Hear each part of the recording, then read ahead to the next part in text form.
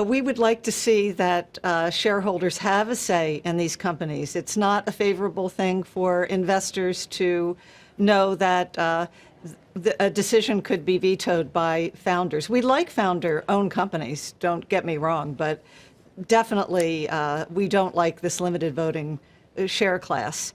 And I think it sort of it really has bothered investors, mostly because Snap, when it came out in March of 17, it had a share class with no voting rights whatsoever. So that sort of set everybody off on this. And in fact, the indexers, which are very important to ownership of companies, ended up changing their index rules to require that shareholders at least get some vote. And in this case, Lyft will qualify. Our indexer, the FTSE Russell, that runs the indexes for our Renaissance IPO ETF, they say you have to have, the new shareholders have to have at least 5% of the votes. I mean, it's a low standard, but there is some action happening among the buy side to say, look, we need to have a better setup here for investors. But the indexers aside, what about individual investors? Are you saying that maybe they should think twice before they buy a stock that has a dual class structure?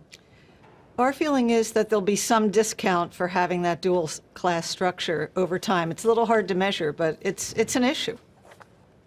And Kathy, Lyft is not the only IPO this week that has a dual class structure. Levi is also going public, and they have a dual class structure. It's not the founder in this case, but the descendants of the founder that will retain, at least I believe by my math, looking at the prospectus, nearly 81% of the total shareholder value.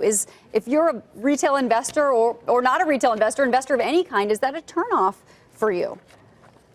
Yes, well, in the case of Levi Strauss, this is the founding family, and if you look at the company, they've transitioned the company to professional management.